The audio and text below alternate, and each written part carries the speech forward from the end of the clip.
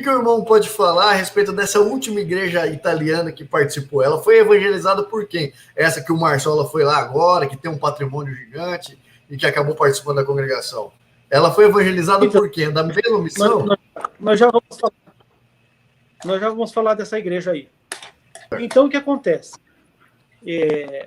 Acaba que, nessas cartas ainda, ele fala, olha, o irmão Francisco, ele era nosso irmão, e a prova disso é o testemunho dele, a prova disso era o próprio, a figura dele, que testificava que ele era um servo de Deus. Porém, o irmão Francisco, ele foi batizado em nome do Pai, do Filho e do Espírito Santo, diferente do batismo que nós ensinamos. Isso aí ficou frisado na carta. O batismo Francisco, ele foi batizado e ensinava o batismo da forma diferente. Mas nós no Brasil mudamos. Mas o Francisco nunca ensinou nós e nunca quis que outros irmãos batizassem. Então, ele acaba deixando bem claro a posição do Francisco. Uma carta de 76. O Francisco já estava falecido aí há mais de 10 anos. Quem escreveu essa carta? Oi? Quem que escreveu essa carta? O Vitório Angli, o presidente. O vice-presidente, o vice-presidente. Vice-presidente que depois se tornou o presidente, né? Depois ele se tornou presidente. Então ele já tinha consciência dessa diferença da fórmula, tinha consciência que o irmão Luiz Francisco batizou na fórmula antiga, e também outra coisa que tem que ficar muito bem frisado é que quando eles mudaram a fórmula batismal, eles não rebatizaram ninguém do Brasil, né? Nem ministério, nem irmandade foi rebatizada a partir de quando eles mudaram. Em 1961 eles adotaram a nova forma, em 62 ela se coloca em documentos, se publica no Diário Oficial a nova forma batismal, e se publica um novo estatuto em 62 com a nova forma batismal, e dali começa a se dizer, então, a nova forma, e dizer que é só dali que é válido. Mas espera lá. Eles criam esse novo ensinamento, mas eles não se adequam a esse ensinamento. Então, eles deveriam ter sido rebatizados, deveriam ter rebatizado toda a Irmandade e todos os anciões. Uma vez que eu reconheço que está errado, nós temos que consertar o erro. Mas o erro tem que começar por mim, a ser consertado. Agora, como é que eu vou dizer que está errado, mas eu não me conserto? Ah, não tem valor. Quer dizer que ele está dizendo que o próprio batismo dele não teve valor. Bom, ocorre que as igrejas italianas não deram mais bola para as igrejas brasileiras, ficaram lá independentes como desde sempre, e a igreja brasileira lá, a missão brasileira lá, hoje ela é muito pequena até hoje na Itália, não prospera, porque as outras igrejas lá são grandes. Bom, eu estou conversando com você aqui, meu WhatsApp está fervendo, então eu não consigo, não sei se é irmão da live que está me mandando, eu não consigo responder lá. Então eu recebo aí de 300, 400 mensagens por dia, e até peço os irmãos paciência, eu não consigo atender todos. Então, todo mundo está querendo um livro, todo mundo está querendo um livro. Então não fiquem bravos comigo. Às vezes eu estou na estrada, eu trabalho viajando, então eu não tenho, assim, não consigo atender na hora, não consigo responder na hora. Então, paciência, não fiquem bravos comigo, e quando possível eu retorno, eu falo com vocês. Então, na medida do possível, eu retorno para vocês. E então, assim, irmãos, é complicado. Toda essa história, né? É uma história bonita, por outro lado, uma história triste.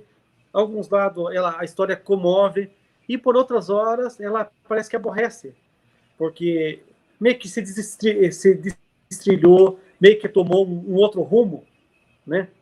O projeto, se você vê o projeto de igreja, como o Francisco tinha, se você vê, ele mudou a sua mentalidade algumas vezes, de fato, mas teve alguma mentalidade que ele não mudou, ele levou consigo, e isso que ele levou consigo foi uma coisa muito boa, que se você colocar em prática, dá certo e é muito bom, alguns ensinamentos deles, que não foi acatado. Bom, aí você me pergunta dessa igreja da Itália, que na atualidade agora, ela uniu com a igreja brasileira. Ela é uma igreja que ela desprezou o próprio Franciscão naquela época. Para quem não sabe.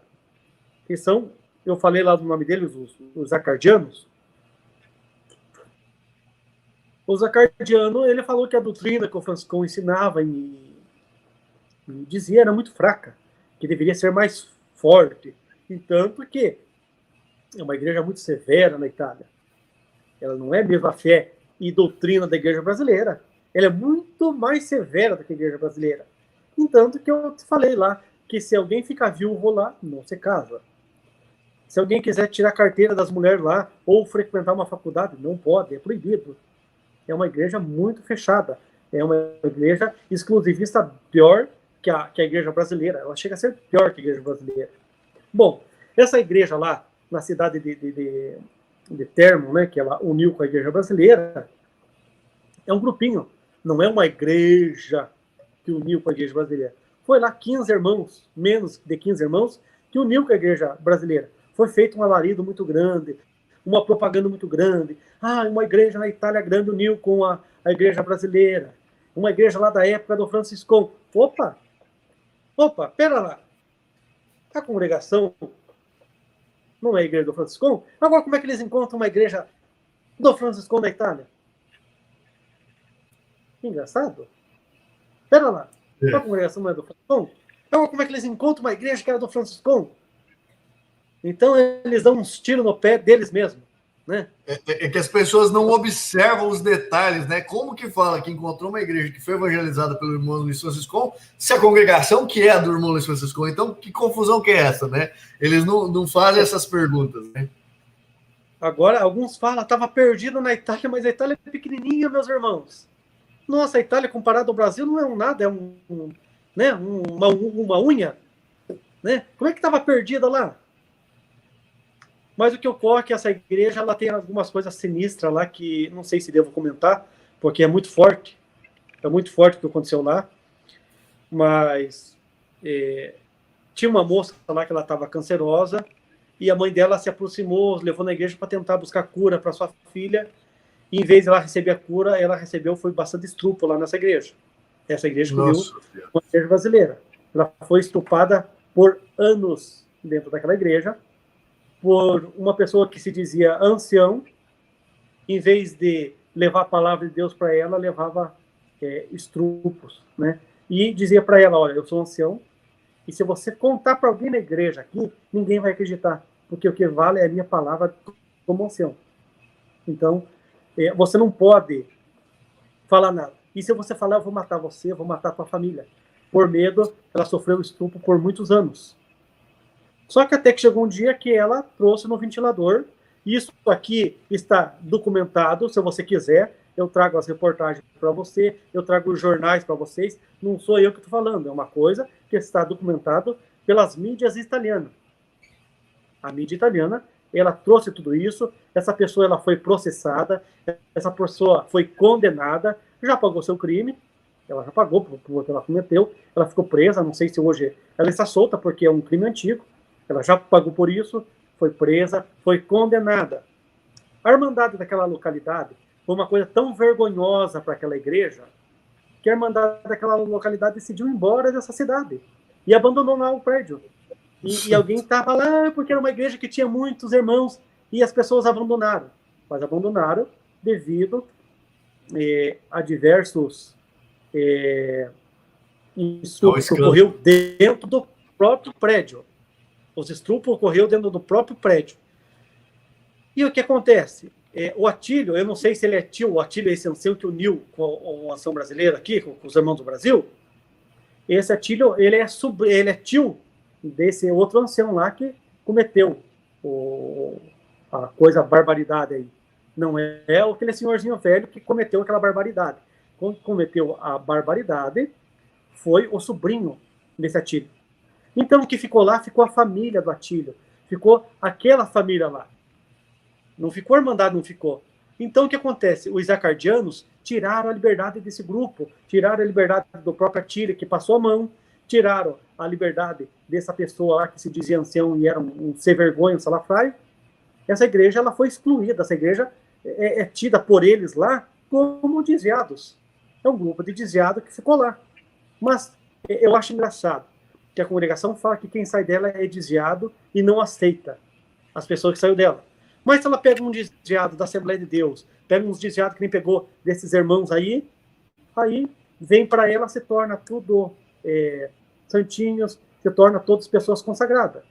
Eu não consigo entender esse 2 pesos e 2 medidas. Eles não conseguem dar uma segunda chance para um irmão, para um doméstico da fé. Eles não conseguem. Mas se vê um desviado da Assembleia de Deus, se vê um desviado da Batista, maravilha, e abraça. Mas que diferença faz? Né?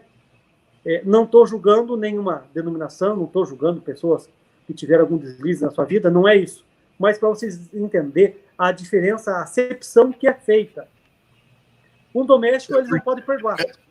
Porque aos olhos da Irmandade, né, que não tem, que não gosta de olhar para os acontecimentos, aos olhos da Irmandade são pessoas que não conhecem Jesus Cristo, né, e quando vem para a congregação conhece Jesus Cristo, e aí conheceu a graça, e aí por isso que a Irmandade ignora esses fatos que aconteceram anteriormente, porque eles não conheciam Jesus, segundo, né, a concepção da congregação, infelizmente.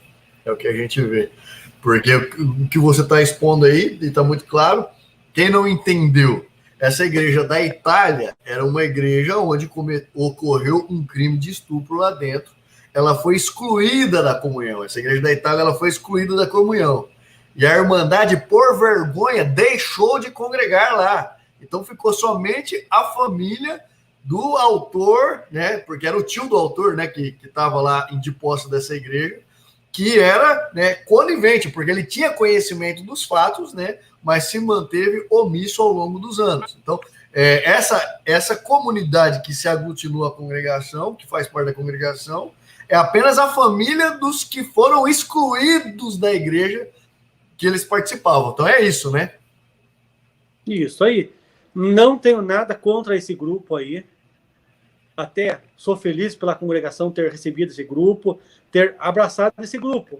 Mas essa é a verdade do que aconteceu com aquele grupo lá. E isso é o que as mídias italianas falam, é o que o jornal fala, o que tem reportagem aí, gravação, que depois eu posso te mostrar e você pode analisar aí essas reportagens e você pode se inteirar melhor desse grupo aí.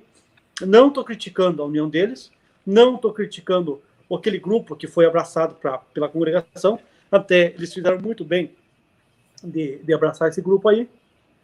E agora, esse grupo não foi rebatizado. E esse grupo foram batizados lá, a doutrina deles, eles têm uma igreja muito grande em Roma.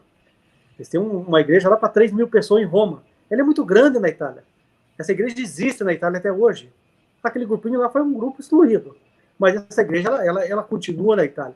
Então, se você for ver lá o batismo dela que ela fala, que ela prega lá em nome do Pai, do Filho e do Espírito Santo. Então, não condiz com o mesmo batismo da igreja brasileira. E esses irmãos lá foram recebidos como irmãos, não foram rebatizados.